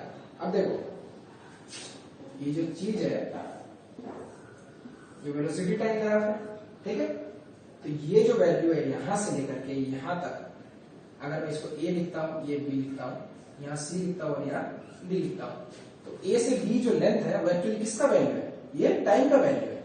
सो A B is equal to, अगर मैं करूंगा तो यहाँ पे है अगर 10 है और यहाँ 30 है, 10 15 20 सॉरी 5 10 15 20 20 ये 25 है, ठीक है। ये कितना है 25 और ये है 10। जब मैं यहाँ वैल्यू लिख देता हूँ, a is equal to 10 second, b is equal to 25 second है। तो a से b का वैल्यू क्या होगा, a से b का यहाँ से यहाँ इससे वैल्यू आता है a का, तो a से b हो गया आपका 15 सेकेंड। और अब अगर मैं AC या BD देखो AC या BD, AC की वैल्यू क्या है, यहां से यहां 0 से 30, मतलब AC इक्वल टू 30 है और ये पैरेलल है एक तरह से रेक्टेंगल का, तो वैल्यू सेम रहती है। AC का वैल्यू और BD का वैल्यू देखो, B 30 पे B 0 पे, तो ये भी 30 है। अगर मैं मल्टीप्लाई करूंगा तो मान के चलो ये रेक्टेंगल कैसा बन गया, ऐसा बन गया, देखो A B C D, इसकी जो लेंथ है ये है AB की 15, ये अगर 15 है तो ये भी 15 है, ये अगर 30 है तो ये भी 30 है। ग्राफ नहीं समझ रहा पर यहां तो समझ रहे।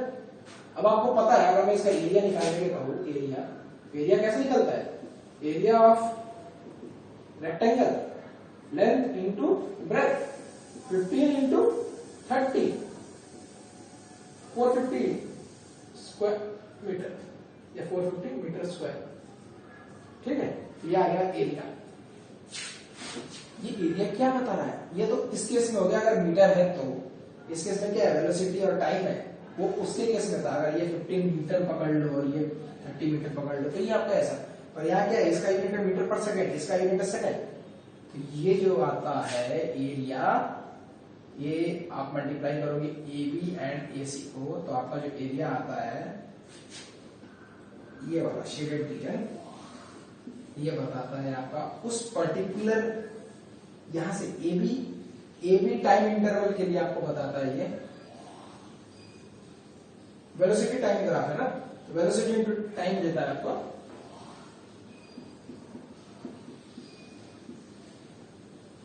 डिस्प्लेसमेंट क्या देता है, वेलोसिटी इनटू टाइम डिस्प्लेसमेंट देता है। आप कैसे देख सकते हो, देखो स्पीड इज इक्वल टू क्या होता है, डिस्टेंस अपॉन टाइम। तो अगर डिस्टेंस है, स्पीड और टाइम को मल्टीप्लाई करोगे तो क्या मिलता है, डिस्टेंस। वैसे ही सेम क्या हो जाता है कंसेप्ट वेलोसिटी के लिए, वेलोसिटी के लिए क्या कंसेप्ट आता है, velocity is equal to displacement upon time. Time इधर गया तो velocity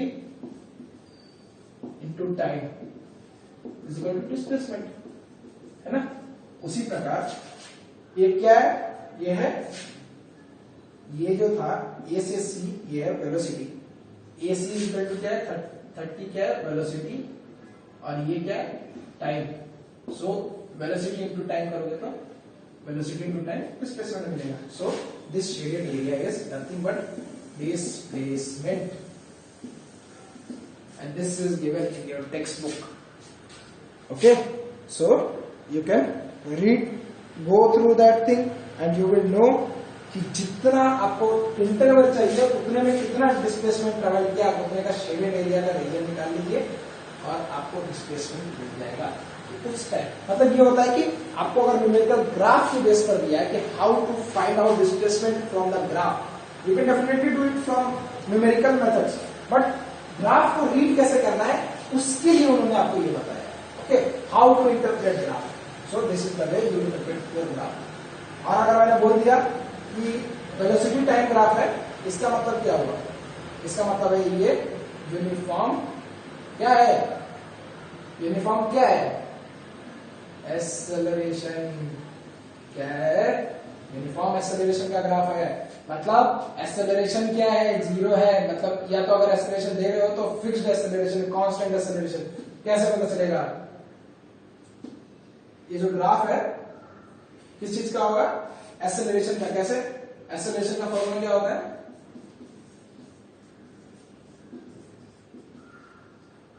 velocity divided by time. Okay, velocity divided by time. तो वेलोसिटी डिवाइडेड बाय टाइम क्या होता है? एक्सेलरेशन। तो ये जो ग्राफ है किसका होगा? मैंने बताया था y axis divided by x axis कर दो क्वांटिटी, और आपको जो क्वांटिटी आता है उसका ग्राफ होता है वो शो क्या करता है स्वरूप? तो वेलोसिटी डिवाइडेड बाय टाइम आपको एक्सेलरेशन मिलता है। तो ये जो अगर एक्सेलरेशन ऐसा है, यूनिफॉर्म मतलब क्या होगा? यहाँ पे जीरो होगा, मतलब इसका एक्सेलरेशन ही नहीं है, जीरो एक्सेलरेशन मतलब फिक्स्ड है, ठीक है। और अगर ग्राफ ऐसा रहता, वेलोसिटी बढ़ रही है मतलब हो गया यूनिफॉर्म, मतलब इंक्रीज कर रहा है, ठीक है, एक्सेलरेटेड मोशन। अगर ये ऐसे हो रहा है, डाउन हो रहा है, मतलब ऐसे अगर ग्राफ रहता ऊपर से नीचे की तरफ, तो डिसेलरेशन क्या मतलब वेलोसिटी डिक्रीज कर रहा है। और अगर वही ग्राफ आपका ऐसे ऐसे रैंडम रहता तो वो है non uniform acceleration. Okay, so this is this whole concept.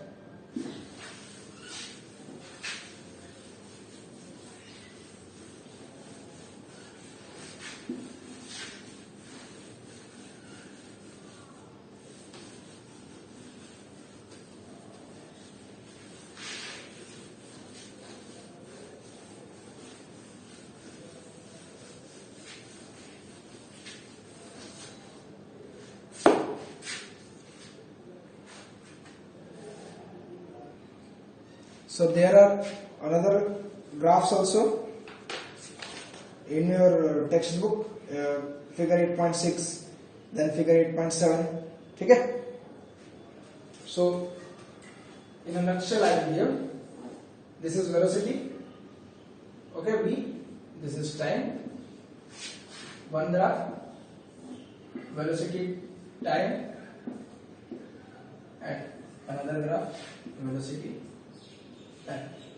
See, for uniform acceleration means positive acceleration, this zero acceleration, as I gave you earlier, this is for zero acceleration, this is for uniform, you can say positive acceleration, okay, this is for zero acceleration, मतलब uniform motion हो जाता है ये। मतलब अगर zero acceleration में मतलब आपने गाड़ी को बस एक फिक्स वैल्यू पे रख दिया और गाड़ी बस चल रही है, जैसे 40 किलोमीटर पे फिक्स कर दिया, 40 किलोमीटर पर आवर से वो नीचे नहीं और ऊपर नहीं। और एक होता है यूनिफॉर्म नेगेटिव एक्सेलरेशन, मतलब आपकी वैल्यू जब आप गाड़ी को धीरे धीरे ब्रेक लगा रहे हो, स्लो कर रहे हो, यूनिफॉर्म नेगेटिव एक्सेलरेशन, ओके।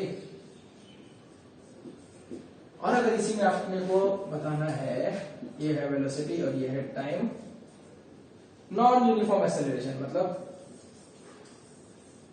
ये हो गया non uniform acceleration, okay. So this is the type of graphs you have seen. देखो नॉन यूनिफॉर्म एक्सेलरेशन का फिगर 8.7 पे है, और यूनिफॉर्म पॉजिटिव एक्सेलरेशन का फिगर 8.6 पर है वेलोसिटी टाइम ग्राफ, और नेगेटिव एक्सेलरेशन का फिगर 8.7 में जो पहला वाला ग्राफ है, पेज नंबर 106 पे जो सबसे टॉप पे है राइट साइड में, ओके। सो वो नेगेटिव एक्सेलरेशन का है या डीएक्सेलरेशन का है। सो नाउ ये आपका हो गया ग्राफ्स जो था वेलोसिटी टाइम ग्राफ्स, ये सारे क्लियर हो गए आपके। अब हम आएंगे इक्वेशन ऑफ मोशंस पे through graph, how we can find equation of motion through graph, okay. So topic is 8.5।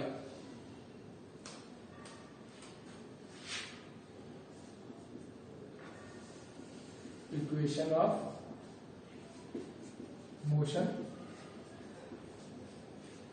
Bye graphs.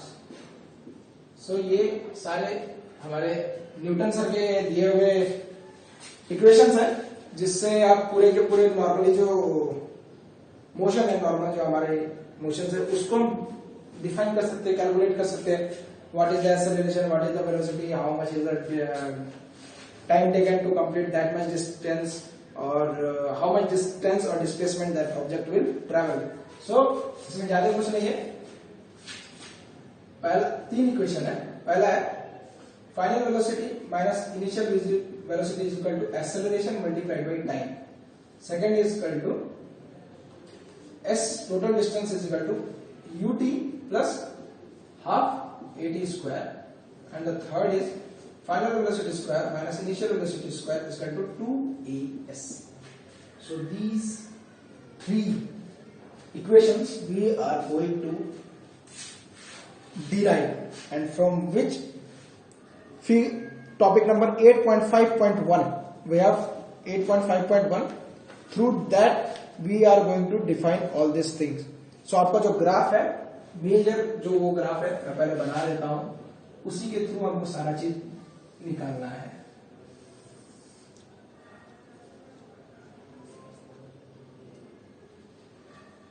एक बार मैं ग्राफ बना लेता हूं फटाक से, ताकि इसी के थ्रू सारा डेरिवेशन है, तो आप कंफ्यूज हो जाओगे.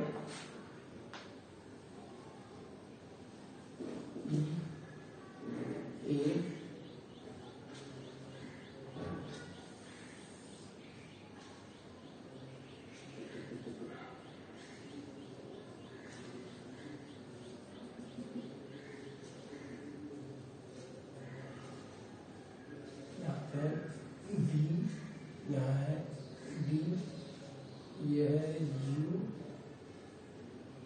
This is your final velocity v, okay, this is your initial velocity u, this is velocity,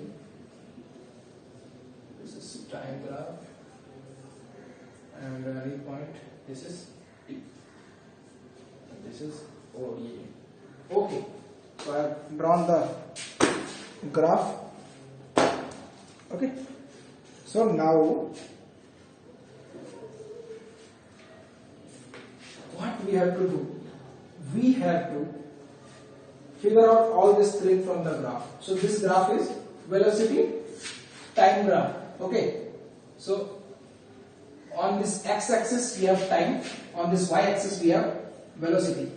Okay, this is u. Why? Because the object has not begun from the origin. The object has begun its motion from point A. Okay, and the object has moved from A to point B. Okay, the object velocity at point A is u. Object velocity at point B is, what is its velocity? You come here and you see that it is v. Okay, the velocity is v. Okay, so now what we have done here, see, अगर इसको मैं normally बताऊं तो actually आपका graph actual में कैसा होगा पता है? आपका एक्चुअली जो ग्राफ होगा वो आपका सिर्फ ऐसा होगा, इसमें ये सारे लाइंस नहीं होंगे. ओके, ये जो आपका असली का ग्राफ है ये ऐसा होगा, सिर्फ यहां से एक लाइन बस. मान के ये असली में आपका ग्राफ है. टू सिंप्लीफाई करने के लिए हमने इसको क्या किया, यहां से एक लाइन ऐसे खींचा, तो b के करस्पॉन्डिंग जो टाइम है उसको बोलते हैं हम स्मॉल t. ओके, यहां पर हमने a से एक d को पैरेलल बनाया है, ये जो पॉइंट है d तक एक हमने लाया, ये अपने सहूलियत के लिए, क्योंकि अब हमको डिराइव करना है. ओके, तो ये सारी चीज हमने कर ली. Clear? This is what we have done till now. So now what we have done here, now we come to this point B to C. This point is C, where time is t. Okay, time is t.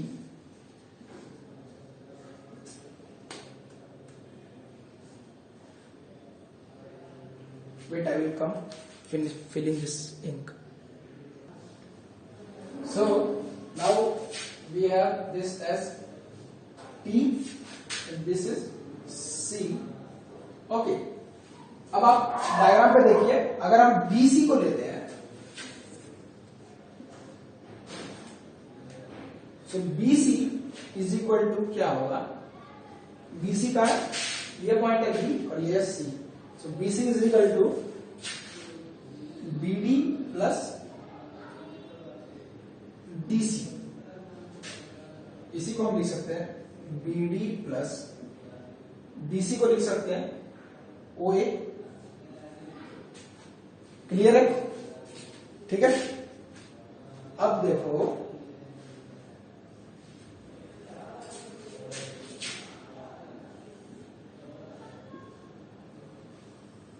OA is equal to क्या, OA is equal to U है, तो हम ऐसे लिख सकते हैं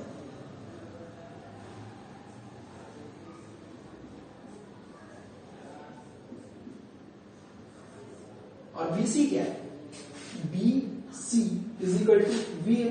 value क्या है? BC का वैल्यू क्या है? 0 से लेकर V। तो BC इज इक्वल टू क्या है? V।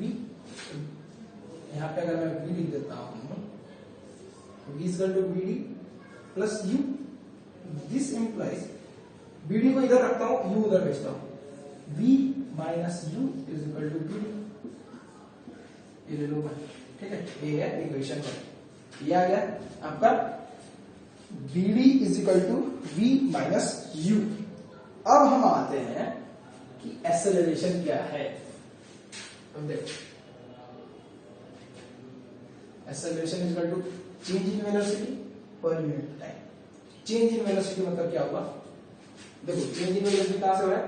यहां से यहां के बीच में हो रहा है, मतलब BD हुआ। चेंज इन वेलोसिटी कहां हो रहा है? पॉइंट B और B के बीच में हो रहा है। B माइनस U कहां हो रहा है? B और D के बीच में। BD और टाइम क्या है? टाइम है OC। BD बाई OC क्या है? T। So A is equal to BD by time T, या फिर AT is equal to BD। हो गया दो। देखो, BD is equal to V minus U। देखो ऐसा हो जाएगा। This implies BD is equal to V minus U is equal to AT। क्यों? क्योंकि BD is equal to V minus U और BD is equal to AT, तो BD is equal to V minus U भी होता है और BD is equal to AT भी हो जाता है। तो दिस इंप्लाइज, मतलब इससे क्या हो गया? V minus U is equal to AT और A is equal to V minus U by T। So this is your first equation, V minus U is equal to AT। किसी को कोई doubt? Clear है? V minus U is equal to AT, ठीक है? ऐसे आता है आपका ये फर्स्ट इक्वेशन। आ गया। अब हम आएंगे सेकंड इक्वेशन में।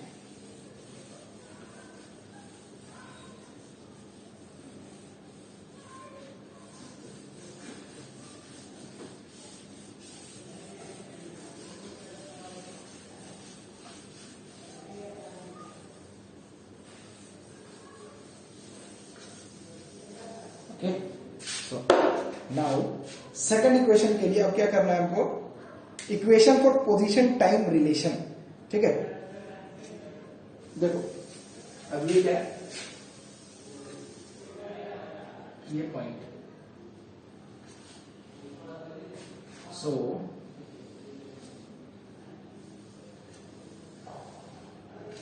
अगर हम वेलोसिटी टाइम है ना, इसके बीच में जो एरिया मैंने बताया था, वेलोसिटी टाइम के बीच में जो एरिया आता है उसको अगर हम फाइंड आउट करते हैं तो क्या देता है? डिस्प्लेसमेंट देता है। तो अगर हम डिस्प्लेसमेंट को लेते हैं S, S is equal to area कौन सा? OABC, एरिया OAB और पूरा C। तो पूरा एरिया जो है हमारे पास OABC को हमको निकालना है। तो पूरा एरिया जो OABC है उसको हम अगर निकालेंगे तो हमारे पास दो शेप आता है। एक तो ये जो रेक्टेंगल है और एक ये ट्राइंगल। तो OABC इक्वल टू क्या हो जाएगा? ट्राइंगल। देखो, area of triangle ABD plus area of triangle, sorry, area of rectangle OADC। Okay, so area of triangle ABD is equal to 1/2 into base. Base is AD. So AD is equal to OC is equal to T. So area of triangle 1/2 into base. अच्छा, मैं पहले लिख देता हूं AD base into height. Height is BD plus area of rectangle. Rectangle का area क्या होता है? Length into breath. तो AD into OA, AD into OA।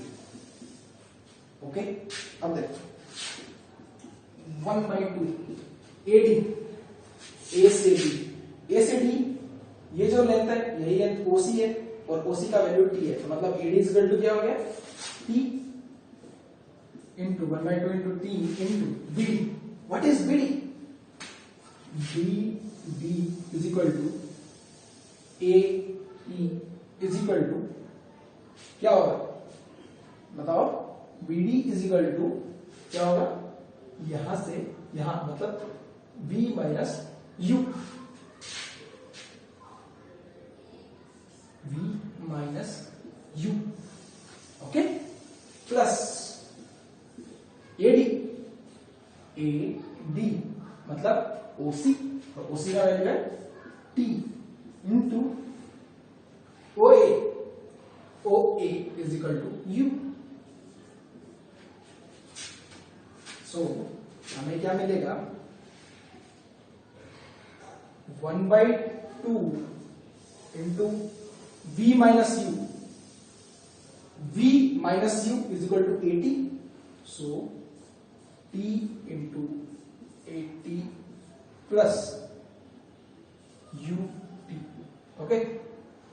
सो हमारे पास इक्वेशन आता है 1/2 into A into T into T, 1/2 into A into T into T plus UT, और इसी को आप लेके जाइए यहां, इज इक्वल टू हो जाएगा half A T into T, T square, half A T square plus UT, और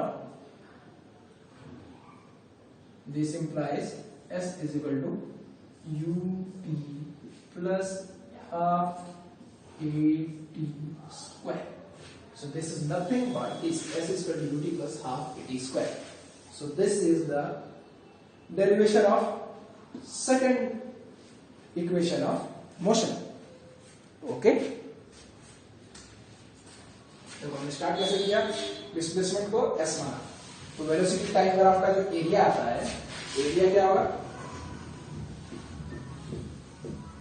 ये प्लस ये, दोनों एरिया को हम जब जोड़ देंगे तो हमको क्या मिलेगा, वेलोसिटी टाइम ग्राफ के अंदर का जो एरिया, और एरिया क्या बताता है, डिस्प्लेसमेंट।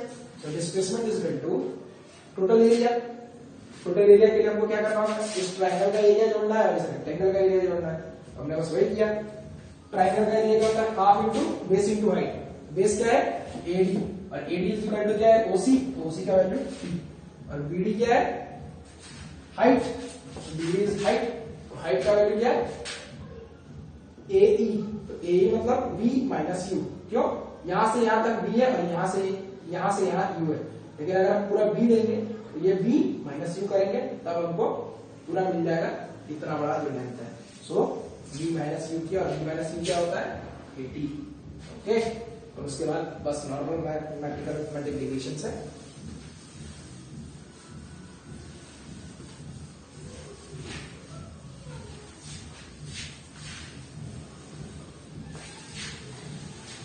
अब हम आएंगे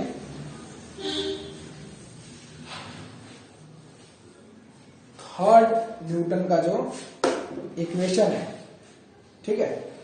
सो अब हम इसको करना यही है, जो एरिया है वही निकालना है, पर अब हम एरिया क्या है निकालेंगे, इसका एरिया निकालने का तरीका दूसरा यूज करेंगे। ये देखो, ये पूरा शेप जो है, ये पूरा जो शेप है एक ट्रेपीजियम है, और ट्रेपीजियम ऐसा सॉलिड होता है जिसमें दो पैरेलल साइड्स होते हैं। तो इसका जो फॉर्मूला है एरिया ऑफ ट्रेपीजियम, उसको हम क्या बोलते हैं, एरिया ऑफ ट्रेपीजियम जो है उसका जो फॉर्मूला है वो क्या है, वो देखेंगे हम। एरिया ऑफ ट्रेपीजियम का फॉर्मूला होता है वो एरिया जो ट्रेपीजियम का, उसके लिए ये जो पैरेलल साइड्स है, इसके पैरेलल साइड्स कौन से, पहले मैं वो बता दूं। जो फॉर्मूला होता है वो होता है 1/2 into sum of parallel sides multiplied by क्या, जो डिस्टेंस होता है दोनों पैरेलल साइड्स का, उसके बाद distance between parallel sides. Okay, so this is the formula. अब इसमें पैरेलल साइड्स क्या है, देखो 1/2 इंटू पैरेलल साइड्स. पैरेलल ये है OA प्लस BC, और इन दोनों लाइंस को सेपरेट किया गया है OC में. ओके, सो 1/2 into OA plus BC. OA क्या है, OA is nothing but U plus BC क्या है, BC का वैल्यू है V इंटू OC. OC क्या है, OC इज T. अब देखो यहां पे जब हम पहुंच गए, इसके बाद हमको क्या करना है, हमारे पास वेलोसिटी टाइम रिलेशन से T का वैल्यू आता है. किसका वैल्यू आता है, T का. कौन सा T का, देखो ये जो T है, यहां से क्या वैल्यू आएगा, T is equal to P minus U by A. So यहां पे हम T का वैल्यू डालते हैं. दिस इंप्लाइज, देखो एरिया मतलब क्या रहेगा हमको, S. तो यहाँ पे इक्वल टू में ऐसा रहेगा हमेशा. एरिया पिछले केस में भी डिस्प्लेसमेंट दिया, अभी भी डिस्प्लेसमेंट देगा, बस हमने तरीका चेंज कर दिया अपना. अब ट्रेपीजियम का अगर हम एरिया के तौर पे करते हैं तो देखो क्या होगा, S is equal to 1/2 U plus V. अब T का वैल्यू क्या है हमारे पास, V minus U by A. Okay, so मैं जरा इसको इरेज करता हूं.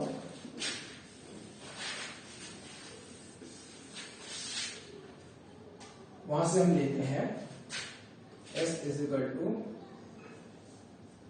V plus U V minus U by 2A. Okay, अब देखो A plus B into A minus B, A square minus B square, V square minus U square by 2A. और यहां पे क्या है, S. सो अगर मैं यहां से 2A को इधर भेज देता हूं तो क्या हो जाएगा, यहां जाने के बाद S इंटू 2A, या फिर इसी को मैं इरेज करके वापस से लिखूं तो 2A S. और ये इक्वेशन बन जाता है ये वाला, V square minus U square is equal to 2AS. क्यों, 2A इधर चला गया, A plus B to A minus B, A square minus B square, तो A square minus B square, 2A कहां गया, S पे, 2AS. So V square minus U square is equal to 2AS. So these are your 3 equations of motions which Newton gave, okay, to define normal motion. Okay, so these 3, so on page number 108 all these things get over your derivation part, and then there are few numericals, you can go through them, and then the last topic is uniform circular motion. Okay,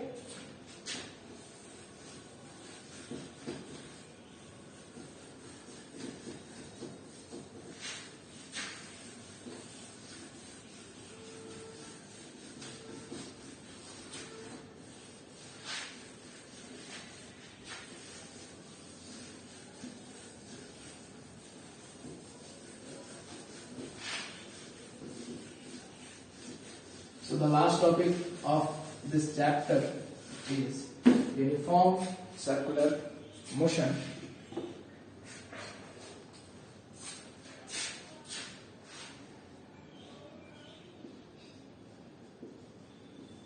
So what do you mean by circular motion? देखो कोई भी चीज जो circular path में अपना circular path में move करती है उसको हम बोलते हैं सर्कुलर मोशन. तो यूनिफॉर्म सर्कुलर मोशन क्या हो गया, इसका बेसिक जो तरीके हैं बहुत सारे हैं, हम एक्सप्लेन कैसे करेंगे इन सारी चीजों को। सो यूनिफॉर्म सर्कुलर मोशन में देखिए आपके बुक में जो है आपका डायग्राम दिया हुआ है 8.9 में, वो क्या बताना चाहते हैं 8.9 में जो डायग्राम है, देखो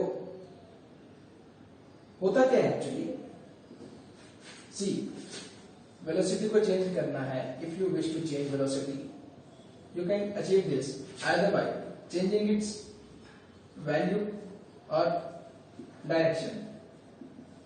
सिंपल शब्दों में अगर कहूं सर्कुलर मोशन क्या है, सर्कुलर मोशन ऐसे प्रकार का मोशन है जिसमें आप वेलोसिटी का वैल्यू फिक्स रहते हैं यूनिफॉर्म सर्कुलर मोशन में, बस उसका डायरेक्शन चेंज करते रहते हैं। अब कैसे, आपका जो बुक में एग्जांपल्स हैं वो कैसे हैं, देखिए मानिए आप स्ट्रेट रास्ते पे हैं और 50 किलोमीटर पर आवर से चला रहे हैं, तो आपको अपना डायरेक्शन चेंज करना है नहीं, मान के चलो कि आपका स्पीड सेम है, हमेशा फिक्स रहेगा। अब मान के चलो मैंने इसको डाल दिया ऐसे, आप यहाँ 50 किलोमीटर से जा रहे हैं, यहाँ पे जाकर के आपको चेंज करना पड़ेगा, जैसे डायरेक्शन चेंज हुआ वेलोसिटी चेंज होगी, पर आपका वैल्यू फिक्स है, वैल्यू अभी भी 50 किलोमीटर पर आवा है।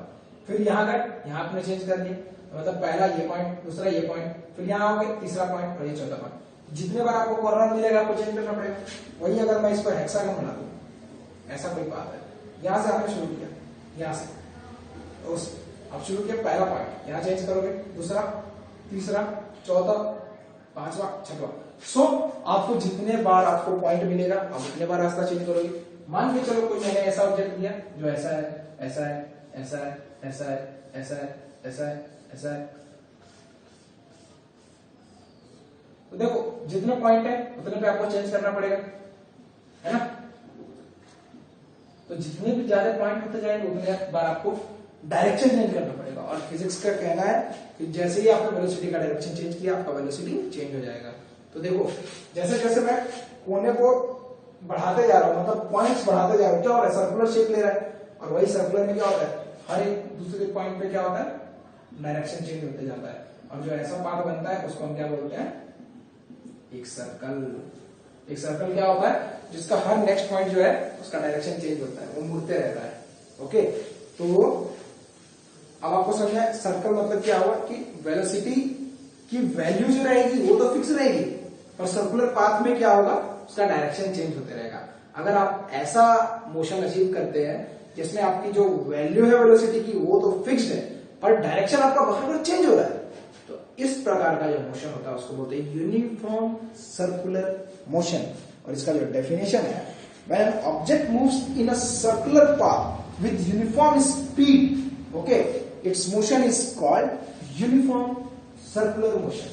What do you mean by this, कि जो आपका ऑब्जेक्ट है एक सर्कुलर पाथ पे मूव करता है पर उसकी वेलोसिटी जो है या मोशन की वो फिक्स्ड है, उसका डायरेक्शन चेंज होते रहेगा। मतलब एक तरह से क्या है ये स्पीड जो है फिक्स्ड है, सो स्पीड जब उसका फिक्स होगा एक सर्कुलर पाथ में तो वो एक यूनिफॉर्म सर्कुलर मोशन एग्जिबिट करता है, मतलब वो जो चीज है उस यूनिफॉर्म सर्कुलर मोशन में है। ठीक है, मतलब एक तरह से अगर क्या हो गया, मान के चलो बेसिकली एक एग्जांपल बताता हूं मैं। मान के चलो एक ये पाथ है, ठीक है, ये जो पाथ है सर्कुलर पाथ है, ओके, इसका रेडियस ले लो r, तो इसका सर्कमफ्रेंस क्या होगा 2π है। ओके, कोई ऑब्जेक्ट है कोई मोशन में वो एक सर्कमफ्रेंस कंप्लीट करने में मतलब एक चक्कर मारने में 1 घंटा लेता है, दूसरा घंटा नेक्स्ट वो हर एक 1 घंटे पे इसको कवर कर रहा है, मतलब वो हर एक 1 घंटे में क्या कर रहा है 2πr डिस्टेंस को ट्रेवल कर रहा है ना, पूरा सर्कल को कवर कर रहा है 1 घंटे में। तो हर एक 1 घंटे में अगर वो 2πr डिस्टेंस ट्रेवल करता है मतलब उसकी स्पीड सेम है, क्योंकि वेलोसिटी का डायरेक्शन चेंज हो रहा है, बार बार वेलोसिटी क्या हो रही है चेंज ही हो रही है ना, तो उसका स्पीड सेम है। तो ऐसा मोशन जिसमें आपका स्पीड फिक्स रहता है और ऑब्जेक्ट एक सर्कुलर पाथ पे मूव कर रहा है, तो इस प्रकार के मोशन को हम क्या बोलते हैं यूनिफॉर्म सर्कुलर मोशन। और ऐसे नहीं आपका जो चैप्टर है वो क्लोज खत्म हो गया। ओके, तो आपका एक एग्जाम्पल दिया इन्होंने स्ट्रिंग घुमाने का। फिगर 8.10, स्ट्रिंग से पत्थर को घुमाते हो अगर आप, तो आप देखते हो कि वो जब तक आप फोर्स एक्सर्ट कर रहे हो अपने हाथ से, तब तक वो एक सर्कुलर मोशन में घूमेगा। पर जैसे ही आपने छोड़ दिया तो क्या होगा, अगर ये सर्कुलर मोशन में आपका स्टोन घूम रहा है और आपने यहाँ से धागे से पकड़ा है, जैसे ही छोड़िएगा हर एक जगह पे सर्कल पे एक टेंजेंट बनता है। ठीक है, टेंजेंट मतलब उस पॉइंट में सिर्फ टच करके एक लाइन बनाना। अगर मैंने यहाँ पे छोड़ा तो देखो यहाँ से ऐसा जाएगा, यहाँ पे छोड़ा तो एक ऐसा लाइन जाएगा। तो जहां पर आप छोड़ोगे उस समय पे जिस दिशा में उसका होगा वो वही वेलोसिटी लेकर उस दिशा में निकल जाएगा। And that direction is called tangent. मतलब टेंजेंट मतलब सर्कल को एक पॉइंट पे छूती हुई एक लाइन बना देना, उसको हम बोलते हैं टेंजेंट। आप 10th में पढ़ोगे, 9th में भी हो सकता है, शायद पता नहीं मेरे को मैथ्स का आपका। 9th या 10th में आप सर्कल्स पढ़ोगे और सर्कल्स में आप टेंजेंट पढ़ोगे, तो उसी के बारे में बता रहे हैं। इससे पता चलता है कि सर्कुलर मोशन में भी ऑब्जेक्ट जो है एक पर्टिकुलर फिक्स्ड वेलोसिटी से रहता है, पर उसकी सिर्फ डायरेक्शन चेंज होती रहती है। वेलोसिटी का क्या वैल्यू फिक्स रहता है, डायरेक्शन चेंज होती है। वही आप ऑब्जेक्ट को घुमाते घुमाते अगर आप छोड़ दो तो आपको पता है कि वो एक दिशा में जाएगी। ओके, मतलब उसका वेलोसिटी है, बस उसका डायरेक्शन चेंज होता है। वैल्यू फिक्स्ड है, डायरेक्शन चेंज होता है। So here chapter gets over. Thank you.